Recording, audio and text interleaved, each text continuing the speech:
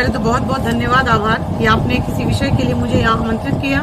मैं एडवोकेट पूजा गुप्ता, भारतीय जनता पार्टी महिला मोर्चा की महानगर कार्यकारिणी सदस्य हूँ तथा एक समाज सेवी भी हूँ। मुद्दा देखिए, बहुत सारा मुद्दा है। विशेषकर अगर आप गोरखपुर की बात करें तो मैं गोरखपुर के मामले में कहूंगी कि सुरक्षा, जो महिला सुरक्षा था पिछले 9 सालों में माननीय मोदी जी की सरकार में और 2017 से माननीय योगी जी की सरकार में सुरक्षा कहीं ना कहीं बढ़ी है।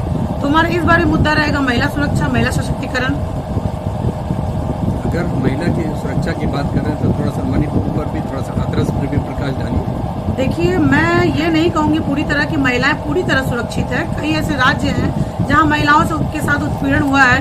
अगर आप मणिपुर की बात करेंगे, अगर आप हाथरस की बात करेंगे, तो आपको विशेषकर पश्चिम बंगाल की जो संदेश खाली में हुआ, नॉर्थ 24 परगना जो जिला है, वहाँ पे जो यौन उत्पीड़न महिलाओं के साथ हुआ वो भी बहुत ही निंदनीय है। तो सरकार हो या आम नागरिक हो या विपक्ष हो, उनको हर राज्य हर स्थान पे महिलाओं के लिए सोचना बहुत आवश्यक है। सुदृढ़ महिला और सुरक्षित महिला, देखिए, मैं ये मानती हूँ कि स्थानीय मुद्दे कुछ अलग होते हैं और केंद्रित मुद्दे कुछ अलग होते हैं। मणिपुर में जो महिलाओं के साथ हुआ वो तो निंदनीय है। हमारी सरकार ने जो है कदम उठाया था, माननीय अमित शाह जी गए थे, हमारे कई दिग्गज नेता थे, वहां पहुंचे थे, वहां का उन्होंने मुआयना किया और जो कार्रवाई करनी चाहिए थी, उचित कार्रवाई, उस पर उन्होंने एक्शन लिया भी था। सदन के पटल पे तो आया नहीं, सदन के पटल पे जरूरी नहीं है कि हर मुद्दा। देखिए, महिला सशक्तिकरण से प्रधानमंत्री ने कहीं खंडन किया नहीं। देखिए, प्रधानमंत्री एक ऐसा पद है, आप समझिए, प्रधानमंत्री एक ऐसा पद है, बहुत गरिमामय पद है, और वो हर मुद्दे को सदन में ले जाए ये जरूरी नहीं है। सदन के बाहर उन्होंने मणिपुर में बहुत बड़ी बात कही थी, उन्होंने अपनी जो शोक संवेदना थी वो व्यक्त किया था। तो मुझे लगता है कि हर मुद्दा जो है सदन में नहीं जा सकता है, सदन के बाहर भी आम नागरिकों के साथ बात होनी आवश्यक है। नोटबंदी करना हो तो प्रधानमंत्री, रेल बजट पे बहस करना हो तो प्रधानमंत्री जी, नई रेल चलाना हो तो प्रधानमंत्री जी, किसी भी चीज का इनॉग्रेशन करना हो तो प्रधानमंत्री। तो प्रधानमंत्री वन मैन शो है, और फिर इस मुद्दे पर क्यों दोहरी? नहीं, मैं ये नहीं कहूंगी कि इन्होंने उस मुद्दे पे नहीं कहा, बिल्कुल कहा। आपने शायद आपने याद होगा कि सदन के बाहर उन्होंने मणिपुर के मुद्दे पे अपनी विचारधारा रखी थी, अपने विचारों को रखा था, और वहाँ पे जो शरारती तत्व जिन्होंने महिलाओं के साथ यौन उत्पीड़न किया था, उनके खिलाफ सख्त से सख्त कार्रवाई करने की उन्होंने आदेश दिया था। उत्तर प्रदेश में 80 में कितनी सीटें? 80 में तो हमारा टारगेट 80 में 80 है। हमारा टारगेट तो, मैं अगर एग्जाम देती हूँ, कोई परीक्षा में मैं बैठती हूँ, तो मैं तो उम्मीद करूंगी ना कि मैं टॉप करूँ। मेरा परफॉर्मेंस है कि मैं 99% लाऊं, लेकिन हमारा 80 में 80 सीट आ रहा है। हम बूथ स्तर पे काम कर रहे हैं, हम शक्ति केंद्र स्तर पे काम कर रहे हैं, हम वार्ड वाइज काम कर रहे हैं। हर एक कार्यकर्ता जो है हर एक मतदाताओं को साध रहा है। तो इस उम्मीद के साथ, इस होमवर्क के साथ मैं पूरे आत्मविश्वास के साथ कहूंगी कि उत्तर प्रदेश में भारतीय जनता पार्टी 80 में 80 सीटें जीत। अंतरात्मा क्या कहती है? अंतरात्मा तो बिल्कुल यही कहती है, क्योंकि हमने ईमानदारी से काम किया है, योजनाओं को आम जनता तक पहुंचाया है। केंद्र सरकार की जो योजनाएं थी, राज्य सरकार उत्तर प्रदेश की जो योजनाएं थी, वो हमने हर एक जनता तक पहुंचाया है। तो मैं ये अंतरात्मा और आत्मविश्वास, that is not over confident, ये हमारा कॉन्फिडेंट है। जो हमने काम किया है उस आधार पे मुझे पता है कि जनता हमें निराश नहीं करेगी। बांसगांव, सिद्धार्थनगर, संत कबीर नगर, तीनों जगह आपके सिटिंग एमपी को उनका विरोध रहा है, और विरोध बड़े लेवल पर हुआ है, फिर भी 80 में 80। देखिए, अपवाद हो सकता है, ठीक है, हर एक विषय पर अपवाद होता है।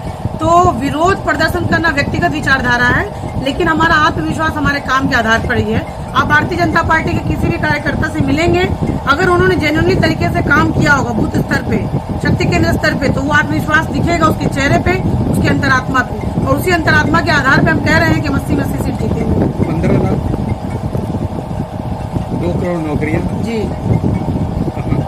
15 लाख। उन्होंने ये नहीं कहा था कि 15 लाख देंगे।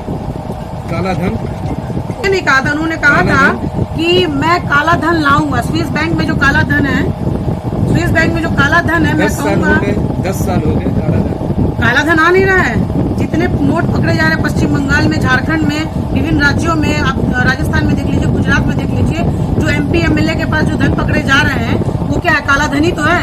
आज नोटबंदी नहीं होती। स्विस बैंक की वो लिस्ट कहाँ गई? स्विस बैंक की जो लिस्ट है, कुछ चीजें जो है बहुत ही कॉन्फिडेंशियल होती है सरकार की, सरकार ने उसको उजागर किया कि स्विस बैंकों में जो है नेताओं के पैसे हैं, लेकिन उसको सार्वजनिक नहीं किया जा सकता है क्योंकि बहुत सारी चीजें कॉन्फिडेंशियल होती है। क्या उसमें भारतीय जनता पार्टी के लोग भी इन्वॉल्व अब मैं क्या कह रही हूँ, व्यक्तिगत रूप से मैं किसी पे आक्षेप, चाहे भारतीय जनता पार्टी हो, चाहे कांग्रेस हो, चाहे कोई विपक्ष हो, मैं व्यक्तिगत रूप से किसी का नाम नहीं लूंगी। हाँ, जो संलिप्त होंगे उन पर कठिन से कठिन कार्रवाई जरूर होगी। इलेक्ट्रॉनिक वोट के बारे में क्या कहना? बिल्कुल, मैं उस पर यह कहना चाहूंगी कि ये कोई फर्जीवाड़ा नहीं था।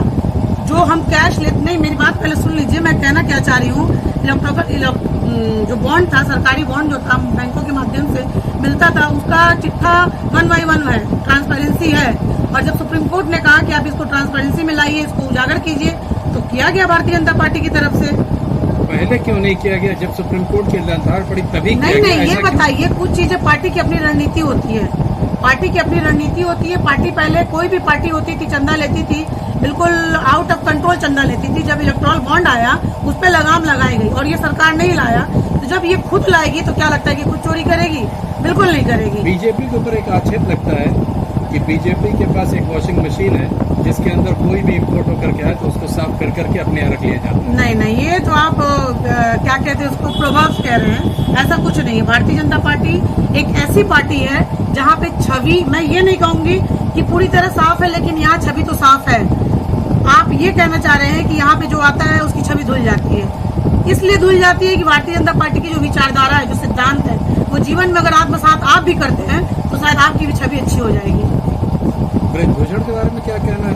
अजय कुमार टेनी के बारे में? नहीं, मैं बिल्कुल कहूंगी, ब्रजभूषण जी पे जो आरोप लगी है वो न्यायालय में चल रहा है मामला। कुछ चीजें हो गया? हाँ, आरोप तो तय हो गया उस पर। फिर भी आपके यहाँ बने हुए? नहीं, बने हुए नहीं, उन्हें तो टिकट नहीं मिला, टिकट नहीं मिला। भाजपा के नहीं, बने हुए क्या, जब न्यायालय से नहीं, देखिए भाजपा के मेंबर, अगर कोई आदमी कल्प्रिट हो गया तो कल्प्रेट हो गया। अभी पूरी तरह से आरोप अभी तय हुआ, अगर उनपे क्या बोलते, सजा तय होने दीजिए, संगठन कुछ न कुछ फैसला जरूर लेगा।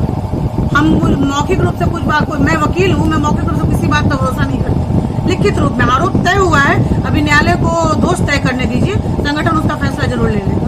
लखीमपुर के जो विधायक जी थे उनको तय होने के बाद, जेल में जाने के 8 महीने के बाद उनको पार्टी से निष्कासित किया। जी, इसलिए निष्कासित किया। अगर मान लीजिए मैं ही भारतीय जनता पार्टी की कार्यकर्ता हूँ और मेरे खिलाफ कोई जाके कंप्लेन करता है तो पार्टी पहले उसको जांचेगी, परखेगी कि हाँ, पूजा गुप्ता के नाम विरुद्ध कोई मतलब कार्रवाई करनी चाहिए, नहीं करनी चाहिए।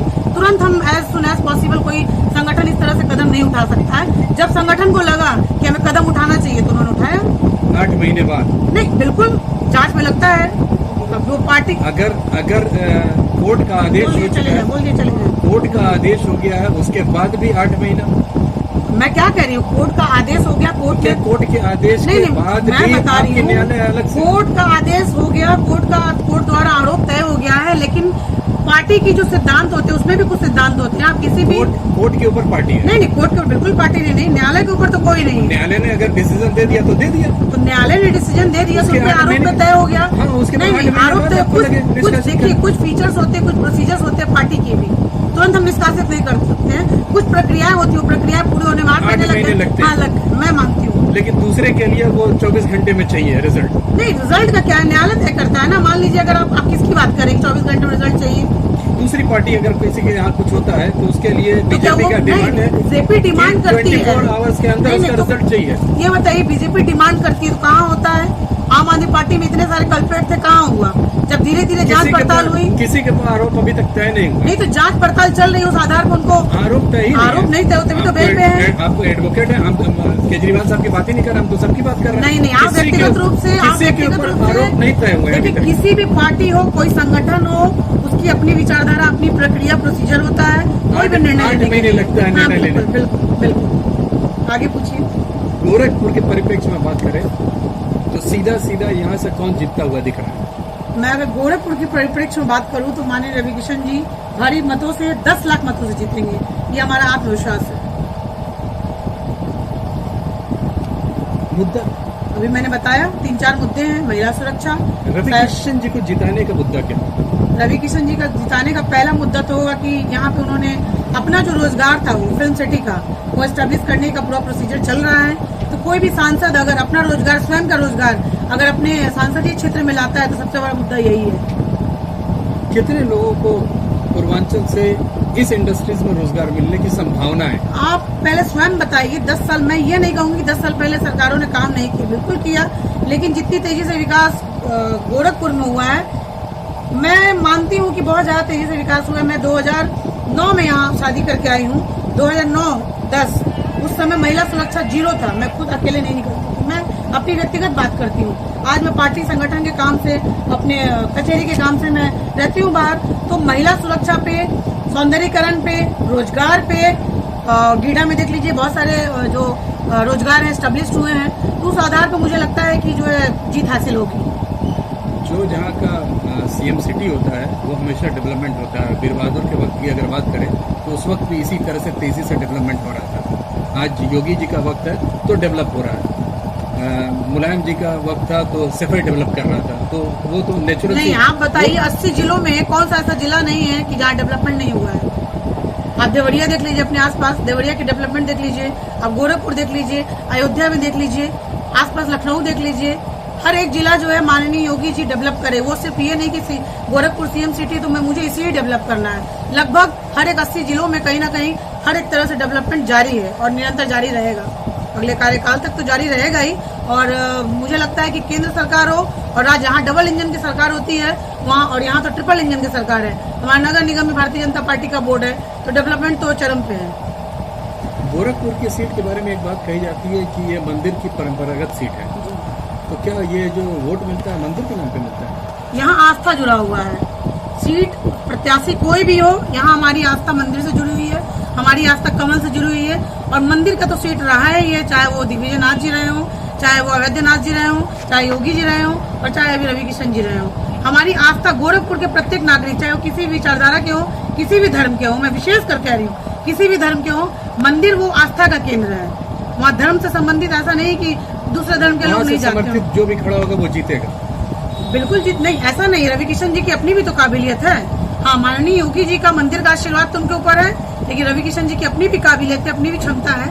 इस आधार पर वो जीत हासिल करेंगे। सन 2017 में अगर जाते हैं बाई इलेक्शन में, तो आस्था कहाँ चली गई? 18 में 17 नहीं, बाई इलेक्शन जब हुआ था वही उपेंद्र शुक्ला जी, तो उस समय क्या था? नहीं, बिल्कुल नहीं थी। देखिए, उस समय माननीय योगी जी ने अपनी सीट छोड़ी थी और वो मुख्यमंत्री बने थे।